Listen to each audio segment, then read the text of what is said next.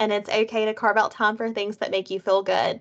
And oftentimes, when we are feeling overwhelmed, we need to give ourselves that permission slip to really put pause. And then, think about the things that are important to us that are things that maybe we haven't gotten to prioritize, because oftentimes feeling overwhelmed is just an imbalance in the way that we're approaching the work that we're doing or how we're approaching our lives. And so we often talk about work-life balance, and we have a class on work-life balance. And if you've attended that we talk about it as more of an integration or harmony, because you're never going to be in perfect balance. So when you think about that scales, you have the justice scales image of things being perfectly balanced. And unfortunately, life just does not work out that way. If it could work out that way, Miranda can attest to this because she knows me so well. I would sign up for that plan. I would love to be perfectly in balance, but life is just going to not actually work out to be that. And so if we have that expectation of ourselves, sometimes we get a little bit overwhelmed. So again, my name is Abby Horton. I'm a registered nurse, and I am a certified health and life coach, a former Wellbeing ambassador for the Honors College, and one of your wellness class educators. I have the privilege of teaching about 30 classes a year for Wellbeing programming, and it's one of the highlights of my nursing career. You can contact me at abby.horton@ua.edu. Of course, we're happy to answer your questions today, but we also want to make sure that you have a resource and we can connect you to resources if you have questions and things like that after the class ends. So feel free to reach out. So, our goals for today are really to talk about the impact of overwhelm on our health and our well being, to help you maybe manage those feelings of overwhelm at home and work in a little bit more of an effective way, and then to learn specific strategies to develop and support positive coping techniques or mechanisms. So, we want to have you leave with strategies. So, our talk today is just for educational purposes. We want you to focus on what you can control, take what resonates with you, and leave the rest. Remember that baby steps are important, so small progress is still progress. And reach out if you have questions. And of course, we're going to give you some resources on mental health. To me, it's important to know that when you're feeling overwhelmed, you want to make sure that there's not something else going on medically or with your mental health. So, we all have periods of time where overwhelm will creep in, and we feel like, okay, we just need to think about our schedule a little differently, or we need to take some corrective actions on that.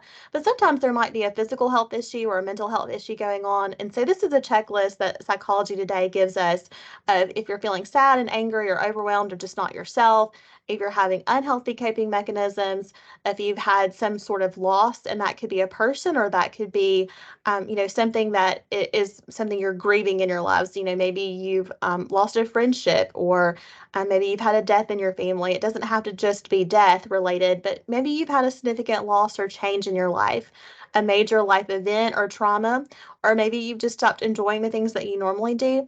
Those all could be things that are, accompanying overwhelm, but it also could be something like depression.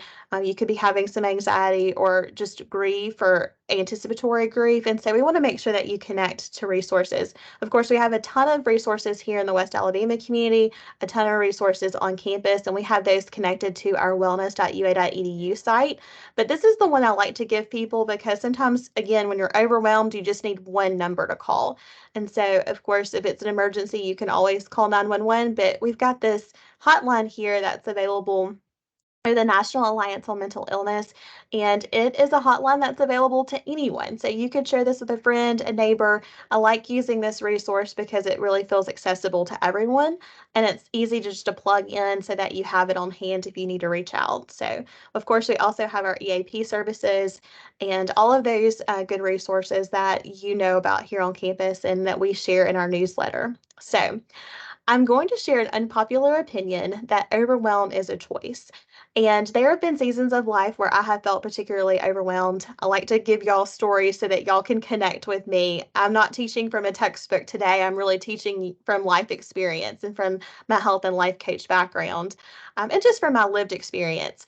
Overwhelm is a choice. If you had told me that 5 or 10 years ago, that would have been hard for me because to me, when I was feeling overwhelmed during those times in my life, especially when my children were young, I didn't feel like it was a choice. I felt like things were happening to me and I was just having to cope with them. And I remember telling a good friend that I said, I really just want to be in a place where I don't feel like I need to cope from life. I want to be in a place where I feel a little bit better about things and that I don't constantly need to be coping from something. And so, that's often what we say when we think, oh, well, I'm just going to use this coping strategy. Well, then you have to look at what is going on in your life where are you continually having what we call perpetual problems? The Gottman Institute is an institute that looks at marriage and family relationships. And the Gottmans are a really, very influential couple that they both have PhDs. They study relationships. They have background in psychology. And so they run this institute and they say that about 66% of the problems that we face every day are perpetual problems, problems that really don't have a solution that aren't going to be solved. And the reason I share that with you is because a lot of times our frustration and our overwhelm comes from trying to resist or to try to change things that maybe aren't changeable. So I want you to focus on what you can control. The overwhelm equation that I'm going to share with you is this. It's overwhelm is busy with an added dose of anxiety, stress, and a deficit of support and time. And Ted Ryder wrote that.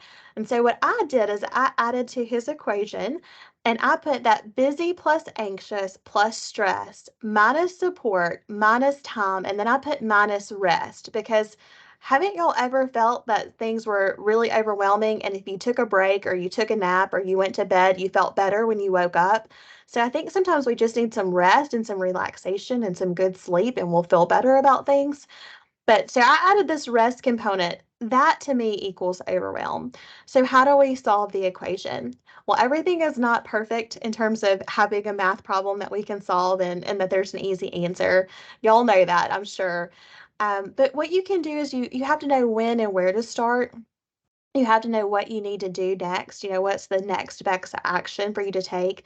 Take that action and then prioritize and schedule rest. That is so, so important that we actually not only acknowledge what's going on in our lives, but then we actually take action. And we sometimes are waiting for motivation. And what I say is that motivation is probably not going to come when you need it to. So you have to have the discipline to be able to take action and then motivation usually follows action, not the other way around. So that may feel a little counterintuitive, but I want you to think about that as we go through the content today. So, this idea of focus on what you can control. I took my four very favorite graphics on focusing on what you can control and put them together for you. Because sometimes we think about we want to not have any negative feelings or we want to have a perfect life or I was on a call this morning with someone from the Daisy Foundation because we're partnering with them in another organization and we opened the call with happiness is not something that we can chase. When we focus on happiness, it makes it really hard. And that comes from the work of Sean Aker. He has a great TED talk on happiness in a book that he's written. He was a keynote speaker at a recent Daisy Awards. That's a nursing awards organization. It's very much community patient driven, where you can nominate an employee for their outstanding work in nursing. And so we opened the call. We were supposed to be talking about logistics, and she immediately talked about happiness. And I thought that was so important because oftentimes we are trying to really only focus on the positive, and that's great. And there are going to be challenges that we have. And when we focus on chasing happiness or we focus on never having negative thoughts and feelings, sometimes that makes it really hard for us when we can't meet that expectation. So, our goal is not for everything to be perfect, but it's really to focus on how we respond when things aren't going according to plan. So, don't worry about what you can't control, really focus on what you can. And I usually simplify this third graphic, the remote control, into two things: your attitude and your effort.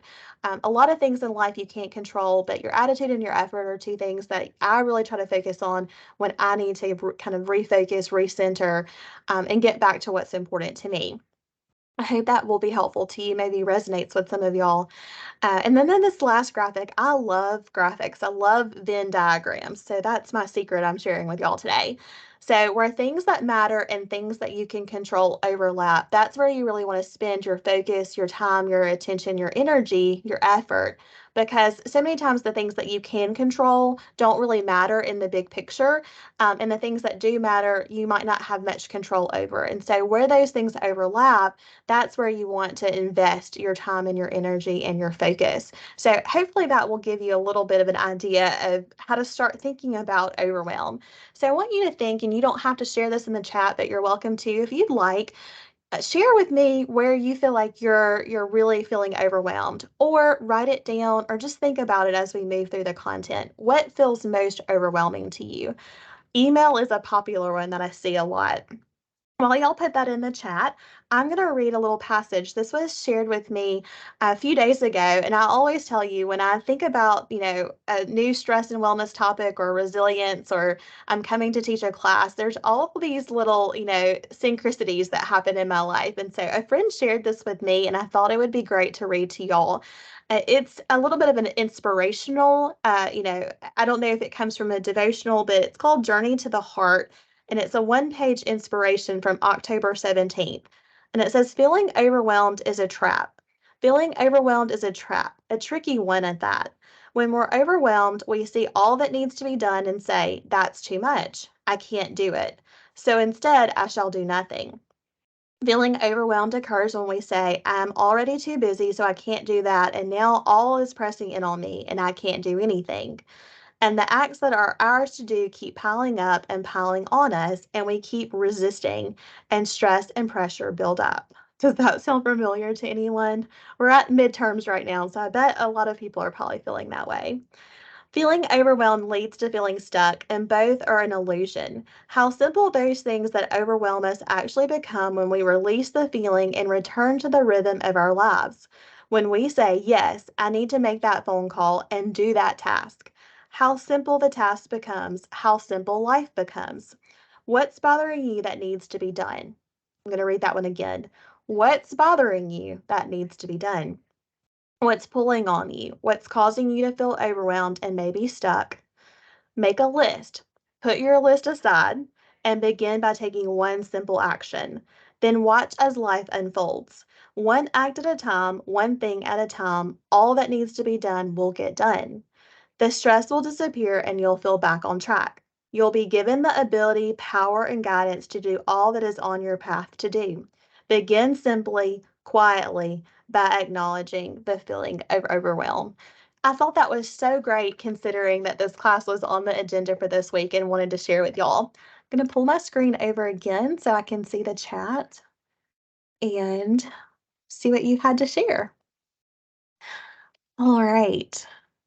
We have another fan of Venn diagrams. That's wonderful. I'm glad I'm not alone in that. Email does overwhelm you. Thanks for sharing, Ellen.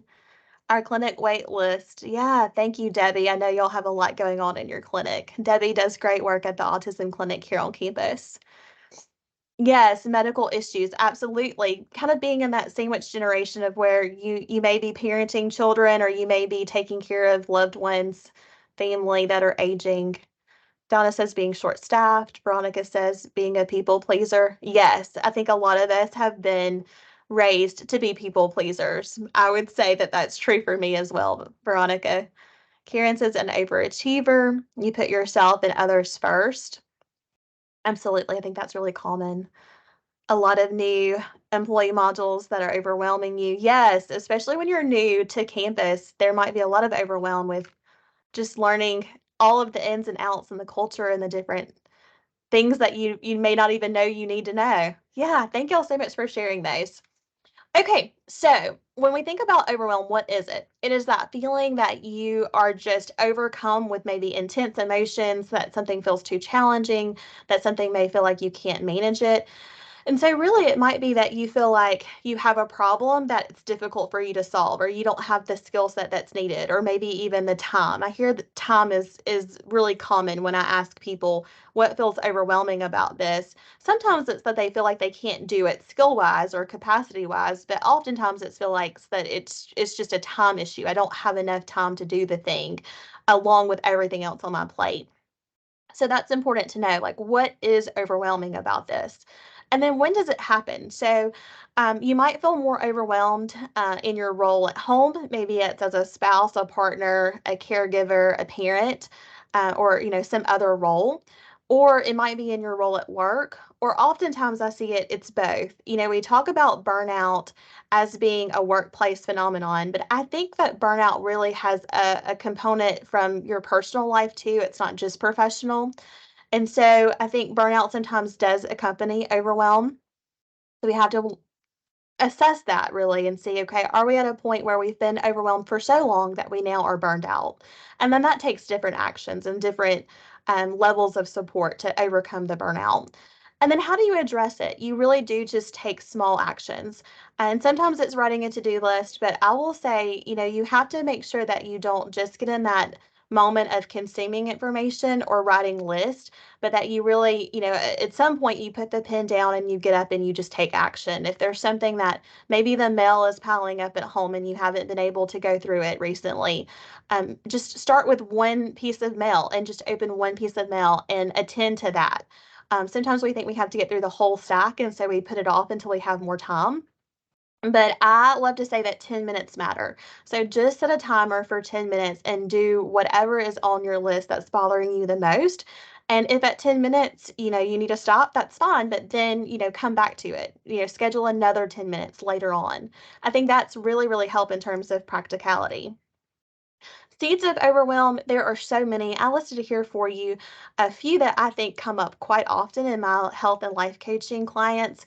But unrealistic expectations of yourself or others, taking on too much, it might be too many roles, responsibilities, commitments, putting too much pressure on yourselves, putting too much pressure on other people. Sometimes we get really disappointed in how other people behave. And so we have to really think about our mindset around that and the boundaries that we have with others. Really seeking perfectionism for me, I say that I am a mostly recovering perfectionist. I think perfectionism sometimes is viewed negatively. Some people view it positively, but I think perfectionism is really about trying to be the best version of yourselves, and sometimes it just takes it a little too far. But is perfectionism what you're chasing? Because as humans, we're not going to be able to achieve perfectionism. I tell people all the time, especially my students, because I think they need to be role modeled in this way. I'm 100% human, and it's not if I make a mistake, but when. And what's important is how I respond after. And that's by taking ownership, accountability, and doing what I can to solve the problem. Sometimes we need to give ourselves that permission as well. Being unwilling to let go of control, identifying as an overachiever or a people pleaser or perfectionist, a lot of times those go hand in hand. And then glorifying busy. We have a culture that really glorifies and rewards being busy. And sometimes we have to really shift the focus from busy to being productive and impact. What is the impact of the work I'm doing? Am I busy or am I being productive? Am I being impactful in the work that I'm doing? That might be helpful questions to ask when you're really thinking about what do I need to give up or what do I need to really focus my time and attention on in this season of my life. And knowing that sometimes we are going through different seasons of life.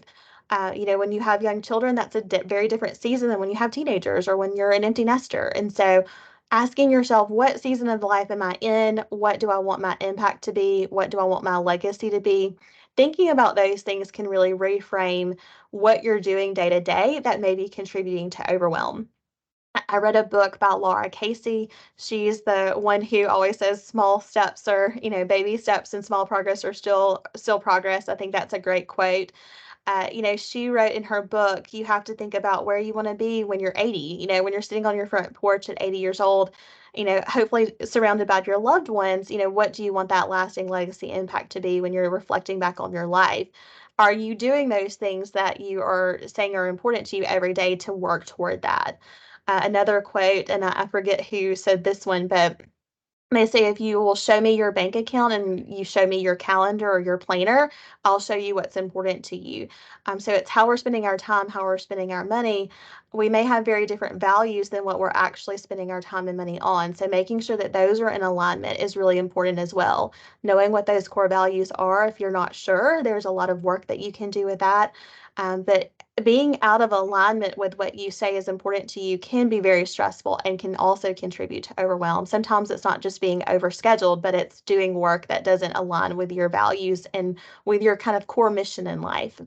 So, other sources of overwhelm can be anything from relationships to hustle culture. So, I've listed a ton of these things here, but I think it's so important to look at each of these. I think we probably are all impacted, but the political climate today, post pandemic life, always feeling connected, always feeling like we're on call, I think is a huge one in the last 15 or 20 years or so.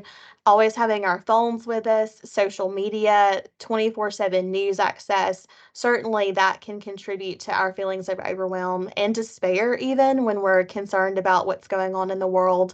Decision fatigue, I think, is really a part of that. I think it's a lot of a symptom of the source of overwhelm. And then comparison. Comparison is difficult because we're surrounded by some amazing people in our lives and in our campus culture. There's so many great people doing great things, and we can get really caught up in comparing ourselves to others, and that can cause overwhelm. But I want to encourage you that what your mission in life is very different than your neighbors, than your best friends, than maybe even your spouse or partner, than your colleague. And so, what you bring to your life is going to be unique and it's going to be special to you. And so, no one can be you. And that's the great thing. You don't have to compare yourself to someone else because only you have that lived experience, those gifts, those talents that you can bring in, those perspectives that you can share with others. So, when you feel a little bit, overwhelmed with comparing yourself to what others have done, just remember that you're on a different journey. So, symptoms of overwhelm can be things like anxiety, depression, stress, strong emotions. So, if you're feeling really angry or you're feeling, extra tired or you're having fears of guilt and shame and just not feeling like yourself and you're ready to be kind of tearful or crying, all of these won't apply to you. But I think it's important to note because Brene Brown, a famous social worker and researcher, talks about chandeliering. And it's a technique that people think about in terms of when someone is in pain, it's called chandeliering because it's like they're jumping to the chandelier, they're having an overreaction. And it was first studied as a pain response. Her husband is a pediatrician and they were having a dinner time conversation about this. And she said, well, people chandelier in their emotions too.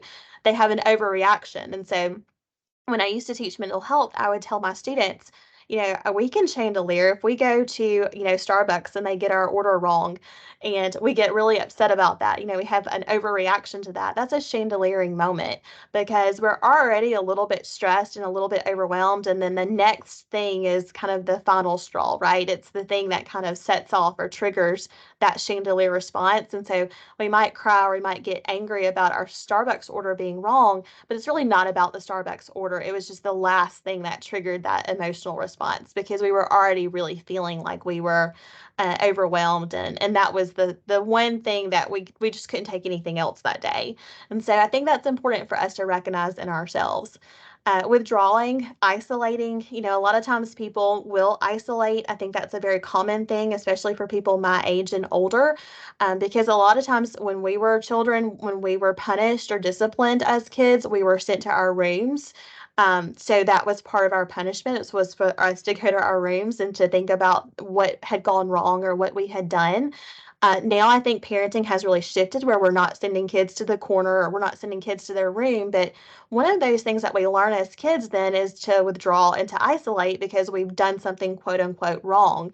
And then when we feel overwhelmed, we kind of default back to those things that we learned in childhood. And so I have a couple of friends that have said, that's been something that's important for them to recognize that when they're feeling overwhelmed, instead of their first reaction to be to reach out for help, their actual, reaction is for them to kind of isolate and withdraw and what they call hibernate because they feel like they need to go and figure it out on their own. And sometimes that works, but a lot of times it's more helpful for you to reach out to someone who's trusted who can help you walk through that. That might be a professional or it might just be a best friend, but think about, is that how you cope with things? Do you reach out immediately or do you usually withdraw and then have to think about, okay, I've been in this pattern of behavior. Let me see what's going on. I think a lot of us would say we probably isolate and withdraw.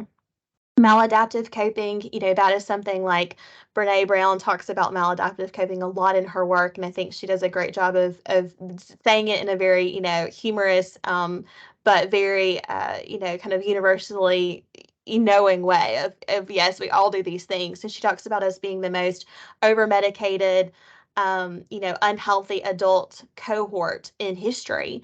And so, and part of that is, sometimes we eat our feelings. We might make poor choices in terms of sugar and sweets and carbs and things, or, certainly we know about, alcohol use and all of the things that we can use to cope. Sometimes we need to make sure that we're not just using the things that we enjoy as coping mechanisms. So, self-care to me is not just, chocolate and a bath bomb or whatever your favorite self-care activity is.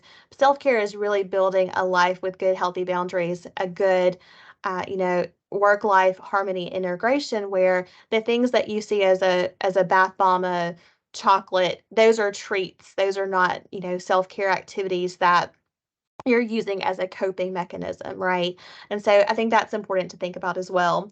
And then feeling stuck. A lot of times we talk about our fight or flight response that our body goes into.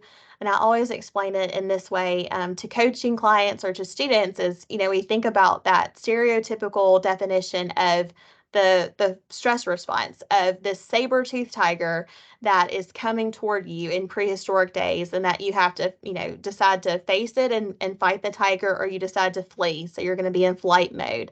And your body is really gearing up toward you being able to do either one of two things, to fight it or to run away. And so, we have this stress response, the cortisol, the adrenaline, we feel a little jittery. We start to have, that kind of sweating, our vision changes a little bit. We get very, very much in that fight or flight mode. I liken it to when you have to hit the brakes really quick to avoid hitting someone in front of you, that flood of emotions and adrenaline that you get. It's very similar to when you have a stress response. And so we talk about those two reactions. There's actually up to 12 different stress response reactions that we can have. One that I think is really common that we don't talk about a ton is the freeze response. And to me, when someone tells me I'm overwhelmed or I feel stuck or I don't know what to do, that is that person usually being in the freeze response of stress. And research has shown that when you're in the freeze response, that's almost more difficult to come out of than the flight or fight mode because you're activating both the sympathetic nervous system and the parasympathetic nervous system at the same time and you're kind of stalled out between the two systems. So you're not resting and relaxing, but you're also not really primed your body to be in that fight or flight mode. We're kind of stuck in between and you're kind of vacillating back and forth. And so, there are some researchers today are saying that the freeze response then is almost the hardest thing for you to overcome. And I think that's where we live in that overwhelm and that feeling of stuckness and that feeling of not knowing what to do. So, how do we stop the overwhelm? I think we first have to acknowledge and accept that we're feeling overwhelmed. And we probably have done that, or at least we were curious about it because we're on the call today. So, using acceptance, and sometimes we'll say radical acceptance of, just I feel what I feel, it is what it is, what do I want to do about it now that I have awareness around it? Working through those uncomfortable feelings is really important. So, we say sometimes feel your feelings. And I think a lot of times we like to ignore our feelings because it's more comfortable. We're happy to be happy and we're usually okay with being angry, but the other feelings on the spectrum we're not as comfortable with sometimes. Reframing our thoughts, I'm going to give you a positive reframe technique, but sometimes we're not even in a place where we can positively reframe something. So we might just need to do a neutral reframe, and I'll show you what that looks like. Taking breaks, our brains need breaks frequently. A lot of times, if you're like me, if you hit snooze in the morning, once you wake up, for the rest of your day, you're go, go, go until you go to bed at night. And our bodies and brains are not like computers or light switches where you can just turn them on and off. You really have to set the scene for us to be able to get good rest and good sleep. And so we weren't made to just go all day. We're not robots, we're not machines. And so you want to have different breaks. I always say to try 5 minutes in the morning, the afternoon, and the evening, and build up to 10, 15 minutes, whatever works for your body and for your schedule But build in those breaks, set an alarm on your phone, put them in your calendar, give yourselves time in margin to go from one thing to the next. A lot of times our meetings are scheduled back to back, and so there's really not time to take a walk around the building or outside or to get a drink of water or even to go to the restroom. So maybe think about if you have hour-long meetings, making them 50 minutes or 55 minutes so that you have some transition time. I read a study on productivity recently this summer that said we really should be thinking about, especially for small group settings, to have 30-minute meetings because then that's really going to keep you on task. And most things can be done in 30 minutes and not an hour. So, of course, faculty and staff meetings would probably not work for a 30-minute meeting, but other small group meetings might. So, think about that. See if you're more productive in that time frame. Also, having walk and talk meetings, if that works for your group, that can be good. If it's a small group, you can do a walk and talk, and that's getting in some activity. And usually that helps you be a little bit more focused and on task and productive with those. So, one of my best friends is a social worker. We teach the work life class together, and we do walk and talks a good bit when we want to catch up because it keeps us on task, but then we also feel really good when we're done. So, that's something you can even do in your personal life. Be present in the moment. So I always tell people to be present where your feet are, and your feet aren't in the next meeting, and your feet aren't in yesterday, and your feet aren't in tomorrow. They're right here underneath you right now. And so that helps me when I am feeling overwhelmed. I'll just say, Abby, be present where your feet are, and I'll close my eyes and I'll say, okay, this is what you got to do. Also, practicing the acronym What's Important Now. So I can ask myself, in this moment, how do I win? And that's what's important now. And what's important now might be when you get after off this call, it might be to eat your lunch. If you're eating your lunch while we're having the call, it might be to finish that. It might be that you're distracted because you're hearing Outlook in the background ding with notifications and those are coming in. It might be that you need to close that out and take 5 or 10 minutes to transition to your next activity. It might be to do a list, a brain drain of everything that's kind of going on in your brain, or maybe it's checking in with your calendar. Those are some things that can help you win in the moment. And then know your resources and ask for help. Not everyone needs or benefits from an accountability partner, but a lot of people do. Gretchen Rubin has a book called The Four Tendencies, and there's kind of four orientations to how she sees people approaching productivity. And, it's things like the obliger, the rebel. Of course, the rebel doesn't need an accountability partner. There are these four tendencies, and so she breaks them down. It's a really good read. Sometimes it'll be a free book on Kindle Unlimited, so you can check there. But she has a ton of free information on her website as well, gretchenrubin.com. And when you go there, you can look to see, would an accountability partner helping me, be something that increases my productivity. So for the people who are people pleasers or procrastinators, having an accountability partner will probably be a really helpful thing for you because you might not keep a promise to yourself, but you wouldn't let your friend or your colleague down. Those are the people that do great with accountability partners.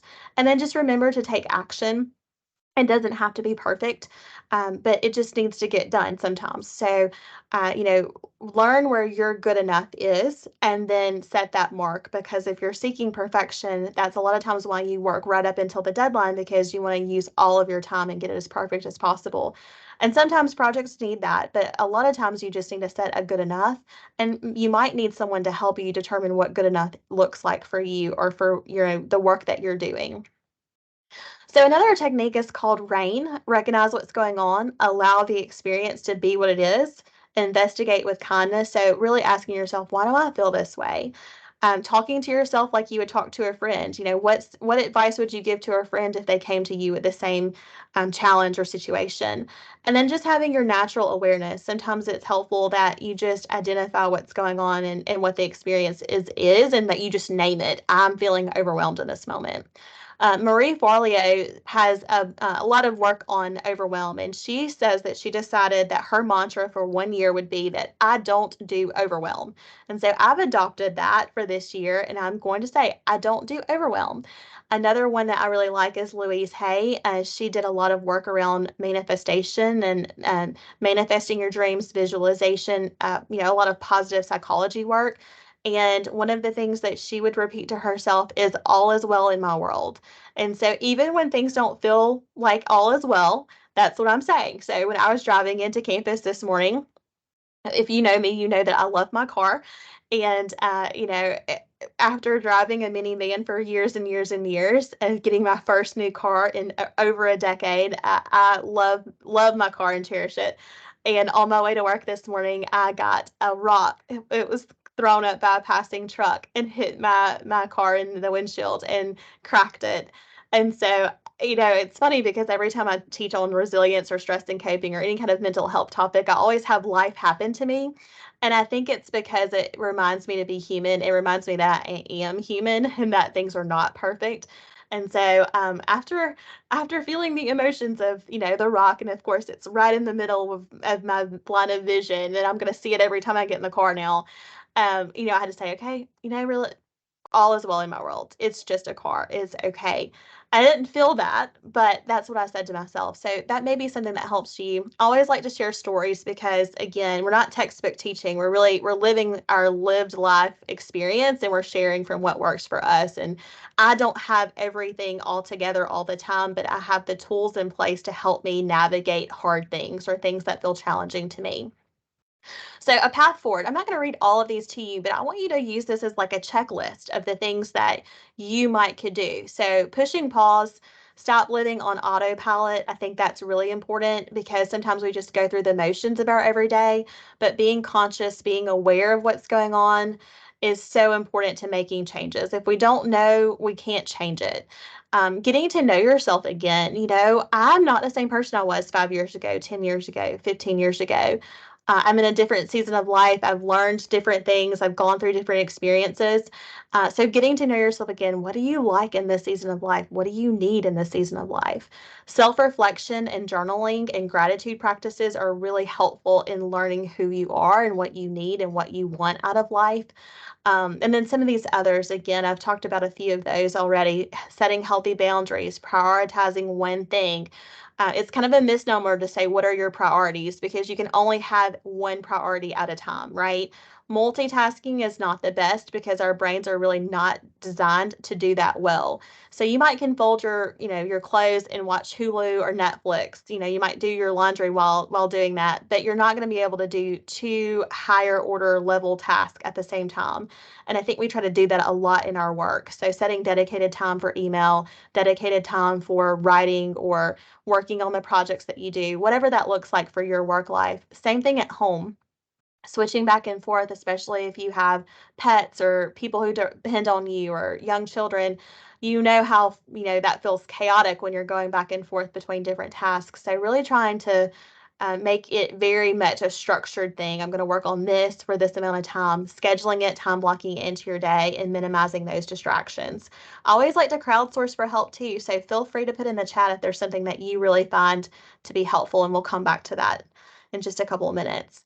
And then again, I always say consume less. I love to consume. I love to research. I love to think about, you know, what's the best approach, what's the best product. But in doing that, sometimes you can get stuck in a cycle of consuming and not producing. And that can feel overwhelming, especially if your job requires production or productivity. And our lives and our personal lives always require that we're being productive, right? Just the day to day maintenance of life. So make sure that you don't get in a cycle of consuming more than you're producing and in researching or thinking about things more than you're taking action, because that will lead to overwhelm and that feeling of being stuck. Practical steps, things like getting dressed to your shoes every morning. For me, it's putting on a watch. I know that if I have my watch on, it's time to work. When I am not working, I don't have my watch on generally. So you're going to see me, even if I have a work from home day or even if it's on the weekend, if I need to get something done, I'm going to have tennis shoes on my feet and I'm going to have a watch on because that signals to me that I'm in go mode. For y'all, it may be something else. Setting a lot of reminders, using your tools wisely. So having a calendar, blocking that out. You're not going to cancel an appointment with a colleague or a friend or your dentist. So don't do that to yourselves. Put yourself in your calendar. If you have to, take some time to think about or self reflect, put 30 minutes in. Take your lunch breaks, have your dedicated lunch breaks. It's great to have your desk lunch, but sometimes you just need to get out, meet other folks on campus, go run an errand, go get some fresh air. Just a change of scenery sometimes will really help your productivity. A lot of times people will say, I don't have time to do that. If you don't have time to take a dedicated 30-minute lunch or hour lunch break, then that's exactly when you need to take your lunch, because you'll come back more refreshed and energized from having had the break and the change of scenery. So the people who need it the most sometimes are the ones who feel like they can take it the least. And that's exactly when you need to do that. So remember that the next time you're feeling overwhelmed and you're thinking about working through lunch. I think preparing the night before is really important, especially if you're not a morning person or you have a lot to get done before you actually get into the office. So carving out space for thinking about and making decisions is also another good one. Doing any kind of prep work. In our family, we do prep work on Sunday night. And so we sit down with our family, talk with my spouse, talk with my kids. We look at our calendars, their babysitter, their grandmother, everyone gets looped into this is what's on the agenda for this week. We make sure we have our groceries picked up. I've put fuel in the car.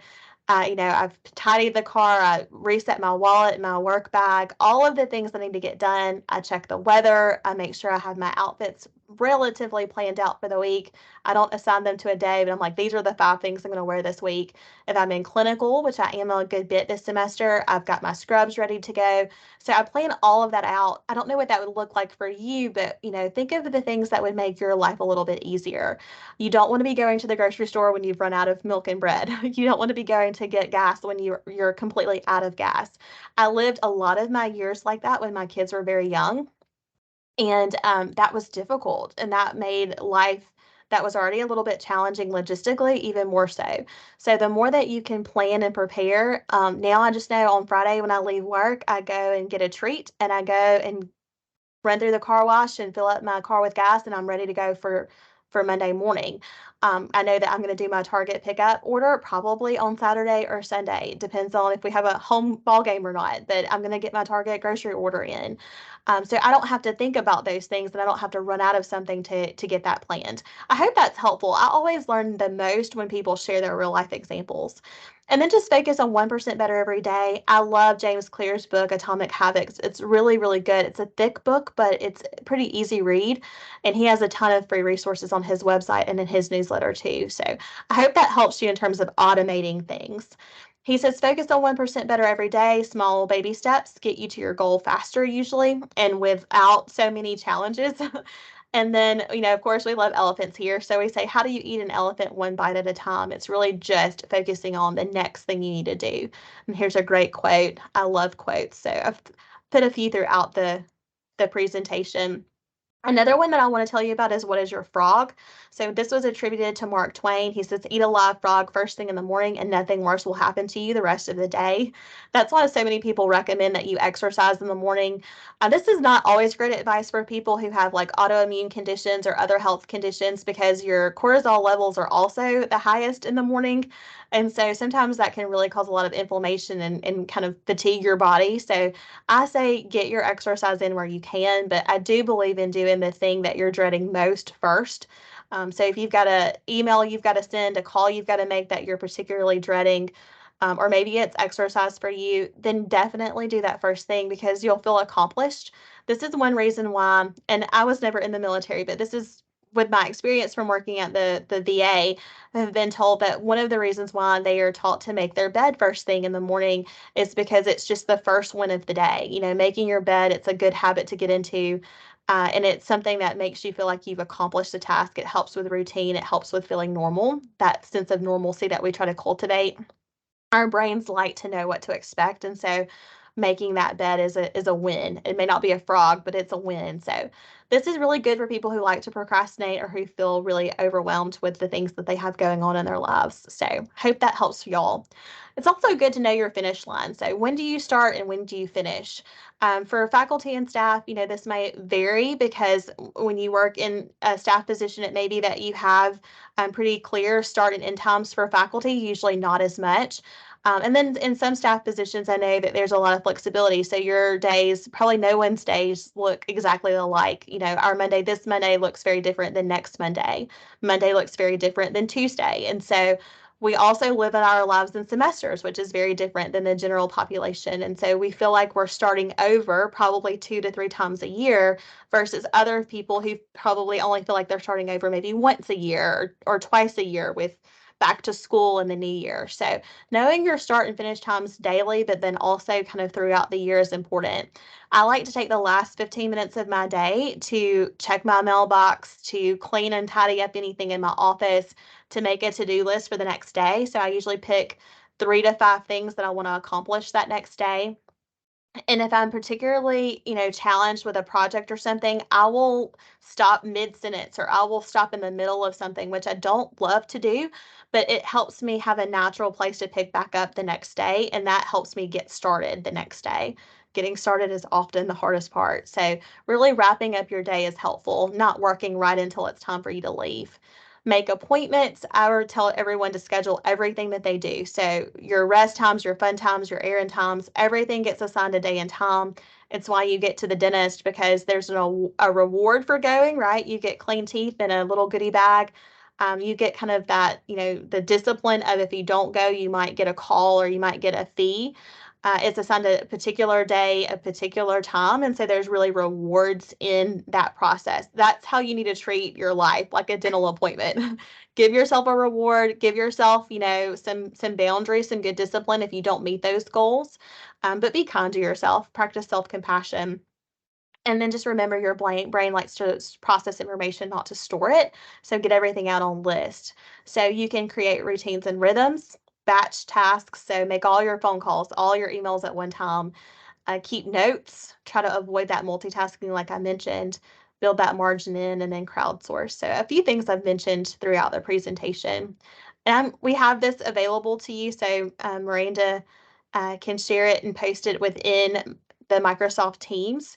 We just want you to use this more as a resource, these last few slides. So Parkinson's law, the time you give yourself is the time it will take. This is why your house gets cleaned right before someone comes to visit. At least that's how my house gets very, very clean in the 30 minutes before we have guests. And so give yourself a timeline. Say I'm going to give it 30 minutes and that's how long it's going to take. And then if it's at your good enough benchmark, then submit it or finish it.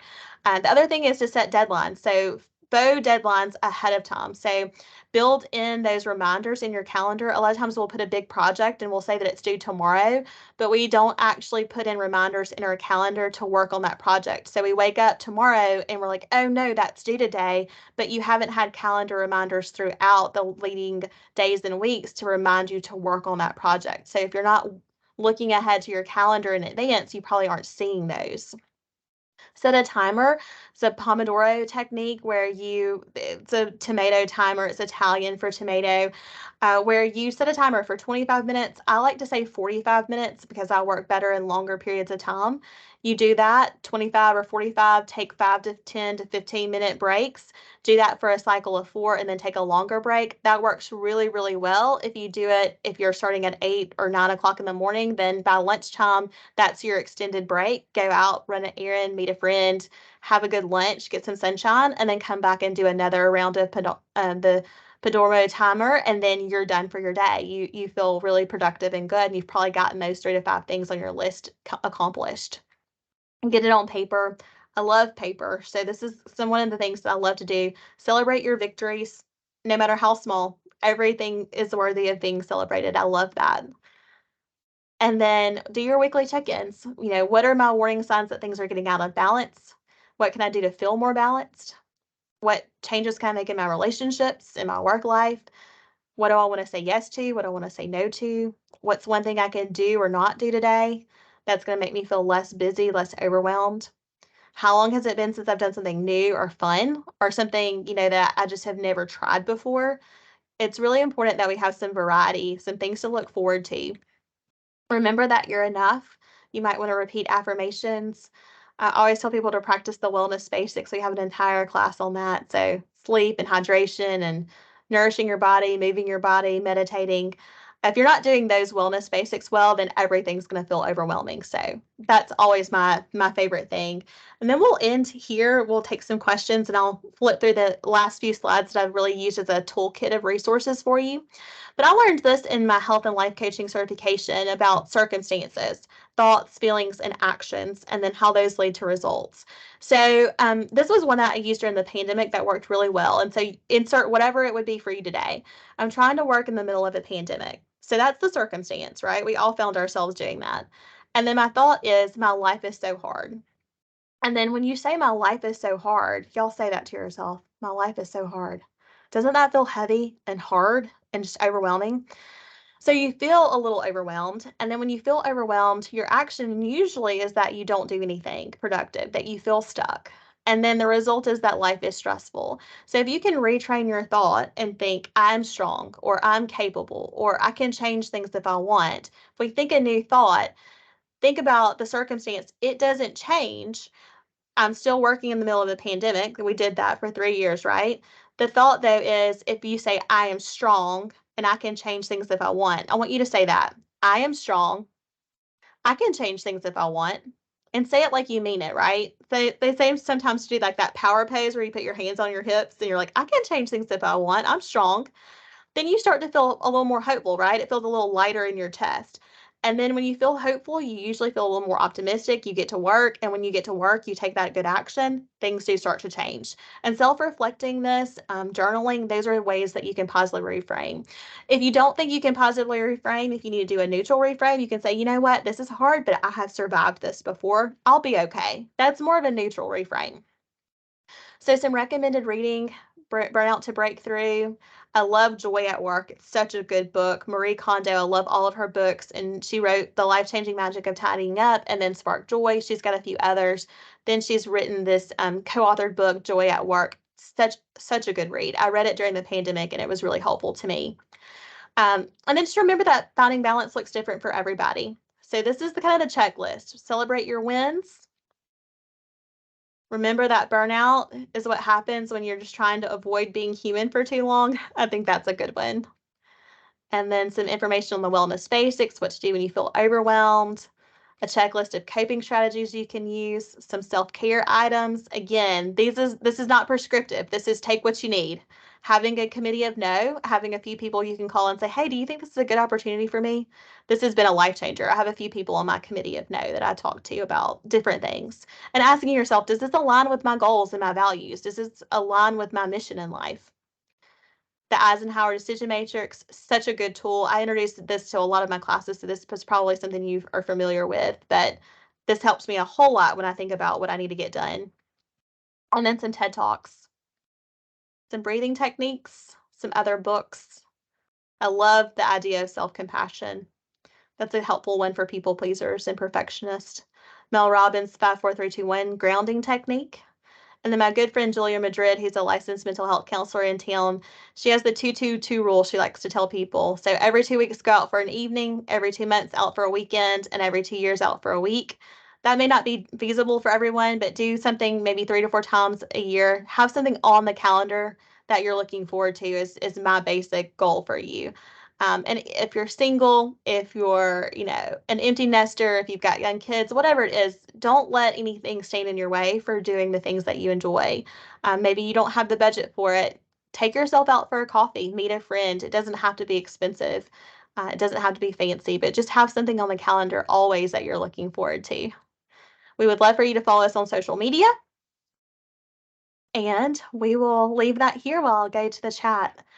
I am happy to answer your questions. I know we've got a few minutes until we end at 1, but as always, I will stay until all of your questions are answered. If you need to go, I understand, but let's see if y'all have any questions or feedback. I would love to have your feedback as well. Was this helpful? Was there something you wish we had covered more in detail? Oh, Veronica says we need to have a self-care lunch group. I think that would be great, Veronica. I hope I get an invitation. A happy planner to keep on task. One of my very favorite planners. Yes, Michael's usually has those for a 50% off coupon too. Those are great. I love that one. The figure is helpful. Good. Thank you for sharing the PowerPoint, Miranda. Read a quote many years ago.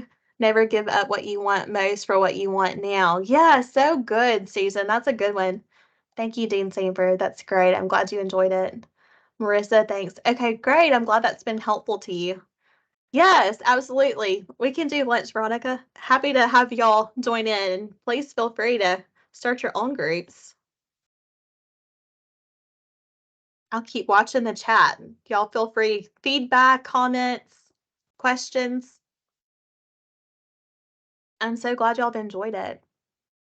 Hey, Jessica. Good to see you, friend. Good. I'm glad it's been a great talk. How do we recognize redirect productive procrastination, i.e., keeping yourself busy with tasks as a way of avoiding more important tasks? I think this is a really good one. That's a great question, too, Rebecca, because I sometimes will do that. I'll do something that's productive and that needs to get done, but it may not be the most important, urgent thing. So, what I would say is give yourself time to do one or two of those kinds of, productive procrastinator task, and then recognize when you're doing it and then switch gears, set a timer and go do the important thing that you need to get done for 5 or 10 minutes just to get started, and then see if you can pick it back up where you're actually doing the productive task first and schedule it in your day so that you have time for it. Let me know if you think that'll help. Try that for a week or so and you can reach back out and tell me if it's helpful. Kimberly, thank you for the shout out. I appreciate that. We do have one in the Q&A, Abby, that says a good way to talk to superiors about overload of work and boundaries. Yeah, so I think that's really, an interesting conversation to have because sometimes it can feel difficult when you feel like that you maybe have too much on your plate. I think one thing is the next time they ask you to do something is to say, great, I would be happy to do that task. Looking at my schedule and my other responsibilities that I have right now, what would you say is the priority? Because I know that I'm not going to be able to do all of this well, or, not all of this is feasible in terms of getting this accomplished. So, when would you like for this to be done?